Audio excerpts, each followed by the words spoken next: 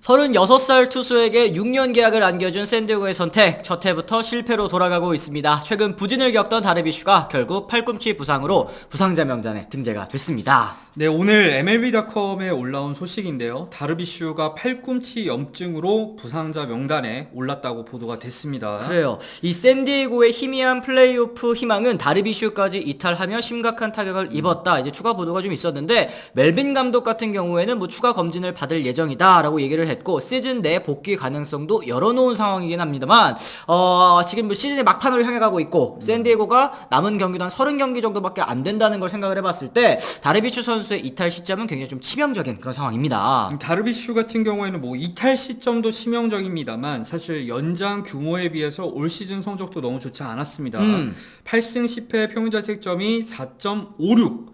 최근 3경기에서는 16이닝 동안 13실점으로 정말 부진했거든요. 네.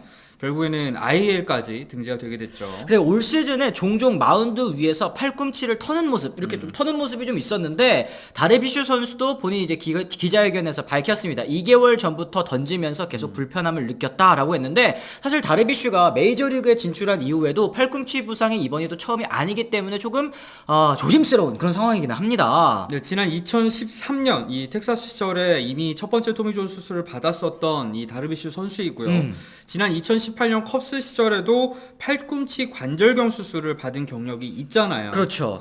이 복귀한 2019년부터는 꾸준히 팔꿈치를 관리를 해왔지만 최근 상태가 나빠졌다라는 것이 이제 다르비슈 선수 본인의 또 증언입니다. 샌디에고 오늘 뭐 어쨌든 승리를 거두기는 거뒀어요. 네, 세인트루이스를 상대로 4대1 승리를 거두면서 3연패를 탈출하긴 했습니다만 현재까지 성적이 62승에 70패 굉장히 저조한 상황입니다. 그리고 남은 30경기에서 7.5경기 차이를 극복해야 하는 그런 상황이고 이제는 팬그래프 기준 이 포스트 시즌 진출 확률 같은 경우에도 이제는 한 자릿수대로 계속 또 추락하고 있는 상황 아니겠습니까? 이번 부상이 사실 다르비슈가 더 걱정되는 거는 뭐 올 시즌 성적은 그렇다고 치자고요. 근데 문제는 지난 겨울에 다르비슈가 맺은 6년 동안 무려 1억 800만 달러짜리 계약에 첫 번째 해였다는 점을 꼽을 수 있을 것 같아요. 그렇습니다. 다르비슈에 앞서서 30대 중반이 넘어 1억 달러 이상의 계약을 맺은 투수의 사례는 슈어저랑 디그롬밖에 없다고 하더라고요. 슈어저 같은 경우에는 37살부터 39살까지 커버하는 3년에 1억 3천만 달러 계약이었고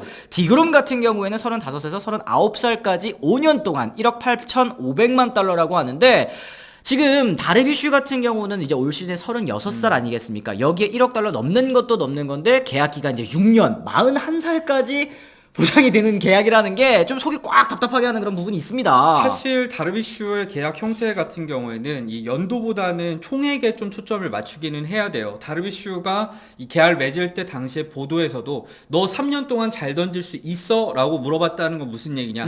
다르비슈의 계약 기간을 한 3, 4년 정도로 본 건데 다만 이제 총액은 어느 정도 정해진 상태에서 사치세까지 어느 정도 염두에 두고 일부러 계약 기간을 늘리면서 이제 최대한 연평균 금액을 낮춘 형태이기는 한데 그렇다고 하더라도 총액이 1억 달러가 넘으니까 그렇죠. 이런 얘기가 안 나올 수가 없는 상황인 거죠. 맞습니다. 지난해에는 다르비슈 선수 정말 잘해줬죠. 16승 8패 평균 자책점도 3.10이었고 이 샌디에고도 챔피언십 시리즈까지 오르면서 이런 투자들 모두 이제 성공으로 돌아가는구나 라는 이제 싶은 모습이 있었는데 당초 사실 이제 이 컵스와의 맺은 6년 계약이 끝나면 은퇴할 수도 있다 이런 얘기가 있었는데 선수 본인도 6년 계약을 딱 안겨주니까 깜짝 놀라가지고 받아야지 이랬다고 하더라고요. 그렇죠. 이거는 사실 뭐 금액도 금액이지만 다르비슈 입장에서는 샌디에고 파드레스가 그만큼 나에게 이렇게 믿음을 보여주는구나 라는 생각을 느꼈을 것 같습니다. 그래요. 이 계약 비하인드도 밝혀졌었죠. 예전에 이 프렐러 단장이 앞으로 아까 말씀하신 것처럼 3, 4년 정도 더 잘 할 수 있겠느냐 이게 물어봤을 때 솔직합니다. 나이가 있어서 잘 모르겠다 이렇게 얘기를 했는데 다르비슈는 분명히 경고했어요. 예고했어요. 네, 그랬는데 대화를 나눈 다음부터 오프 시즌에 서서 이제 계약 연장을 논의를 했고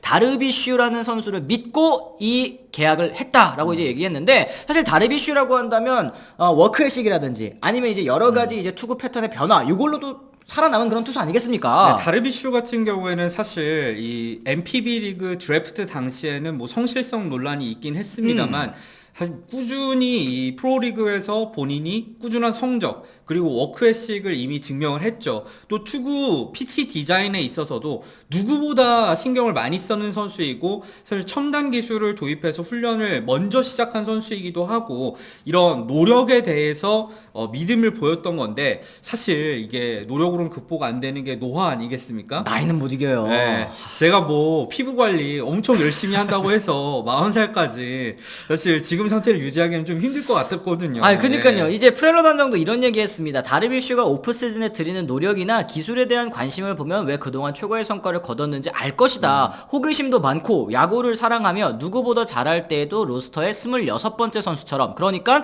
뭐 말단 선수처럼 이렇게 열심히 노력을 한다라는 얘기를 했거든요. 그렇죠. 그리고 다르비슈는 굉장히 독특한 투수다. 구속이나 힘에 의존하는 것이 아니라 다양한 무기와 이 투구 요소를 갖춘 선수다라고 얘기를 했는데 많은 분들이 아시겠지만 다르비슈는 36살이라는 나이에도 불구하고 패스볼 평균 구속이 거의 95마일에 육박하잖아요. 153km에 육박하는 평균 구속을 지닌 선수지만 던질 수 있는 구종이 뭐 세분화하면은 8개, 9개나 되는 선수이니까 이런 부분들에 대해서도 나름대로 이 프렐러가 믿음을 갖고 있었던 것 같긴 해요. 그렇습니다. 앞으로도 마운드에서 다양한 방법으로 팀에 도움이 될 것으로 생각을 한다. 에이징 커브를 극복하고 롱런 할 수 있는 워크 에식을 갖춘 선수다라고 이제 기자회견 당시에 믿음을 보였었는데 현재로서는 조금 이제 걱정이 되기는 합니다. 이제 WBC 참가가 좀 독이 됐던 것이 아니냐라는 얘기들도 있는데 사실은 이제 뭐 대부분의 선수, 뭐 김하성 선수도 마찬가지고 이 캠프가 진행되는 도중에 이제 보내줬단 말이에요. 그런데 다르비슈는 캠프 나중에 와도 되고 믿고 있으니까 일본에 가서 알아서 훈련을 해라 이렇게 좀 먼저 보내줬었던 것도 좀 기억이 나거든요. 근데 다르비슈가 몸 상태를 일찍 끌어올리는데도 사실 올 시즌에 어려움이 많았어요. 그래서 WBC에서의 성적도 좋지 않았었고 샌디에고에 합류하고 나서도 성적이 좋지 않은 상황이었기 때문에 저는 몸을 일찍 끌어올려서 다르비슈의 부상이 생겼다고 확실하게 말은 못할 것 같습니다. 물론 영향이 아예 없다고도 할 수 없겠지만요. 그래요. 이 샌디에고는 참 앞으로의 이 행보가 걱정이 되는 팀 중에 하나인 것 같아요. 뭐 매치와 양키스에 이어서 2억 5천만 달러를 넘게 지금 페이롤 3위인 팀인데 마켓 크기를 생각해봤을 때는 앞선 두 팀은 이제 뉴욕이 연고지잖아요. 그런데 샌디에고 같은 경우는 이런 건 좀 걱정이 되는 그런 사실이긴 합니다. 네, 사실 이 세들러 구단주에 대해서 구단주 회의 쪽에서도 많은 이제 걱정을 했다고 해요. 이 마켓 규모를 생각했을 때 너네 왜 이렇게 돈을 많이 써? 우리 부담되게 이런 측면이 아니라 정말로 사실 위험할 정도로 돈을 썼기 때문에 그런 얘기가 들렸던 건데 더 큰 문제는 뭐냐면 사실 이게 단기 계약 선수들을 여러 명 영입해서 이 정도 페이롤이 나오는 거면 어차피 선수들이 금방 나갈 거니까 금방 정상 페이롤로 회복할 수 있겠죠. 문제는 이 샌디에고 같은 경우에는 대부분의 선수들이 장기 계약으로 묶여 있다는 거. 그렇습니다. 마차도가 11년 총액 3억 5천만 달러, 페르난도 타티스 주니어가 14년에 총액 3억 4천만 달러, 보가츠 11년에 2억 8천만 달러, 머스그로브 5년에 1억 달러, 크로네너스 7년에 8천만 달러. 이 악성 계약이 될 가능성이 높아 보이는 것들이 벌써 이렇게 산재되어 있는 상황이기 때문에 앞으로의 행보에도 좀 걱정이 된다. 지금 아까 말씀해 주신 것 구단주들도 너는 이거 감당 가능하겠어? 이런 생각에서 이제 물어본 거란 말이죠. 그렇죠. 그리고 올 시즌 더 심각한 문제가 있었는데 샌디에고의 이 중계를 담당하던 벨리 스포츠가 사실은 모기업이 파산하면서 지금 파행으로 치달았고 그랬을 때 샌디에고의 중계진이 그대로인 거 벨리 스포츠에서 돈을 주는 게 아니라 사무국 차원에서 이제 보조를 해주는 거란 말이에요. 그래서 당장 내년에 중계권 계약도 어떻게 될지 불확실한 상황. 물론 뭐 어떻게든 하긴 하겠습니다만 워낙에 인기팀이다 보니까 그렇다고 하더라도 여러 가지 불확실성이 있는 상황에서 다르비슈까지 이렇게 되다 보니까 더 샌디에고는 지금 고민이 깊을 것 같습니다. 맞습니다. 어쨌든 다르비슈 선수 그동안 뭐 커리어에 있어서 여러 차례 위기도 있었고 그 위기를 극복해 온 선수이니만큼 그리고 이제 국내 팬 여러분들께서도 굉장히 좋아하는 선수 중에 한 명 아니겠습니까? 그렇죠. 이번에 찾아온 이 팔꿈치 부상도 복귀해서 다시 좋은 모습을 보여줄 가능성도 있겠지만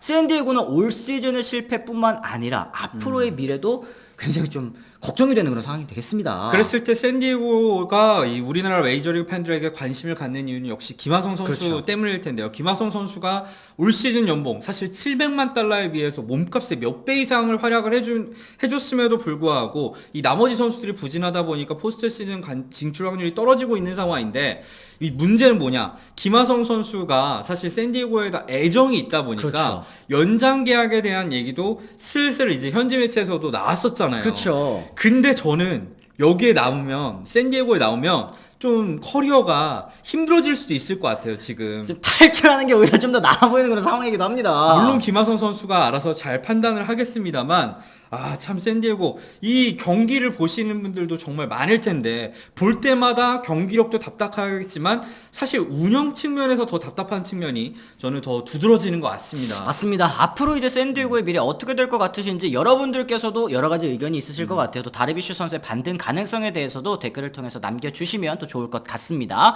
자, 이렇게 해서 저희가 오늘 이 샌디에고와 다르비슈 선수의 이 얘기를 한번 나눠봤습니다. 여러분들도 어떻게 생각하시는지 궁금한데요. 저희는 내일 또 다른 소식을 가지고 돌아오겠다는 말씀 전해드리면서 오늘은 이만 물러가 보도록 하겠습니다. 지금까지 시청해주신 분들 모두 감사합니다. 고맙습니다.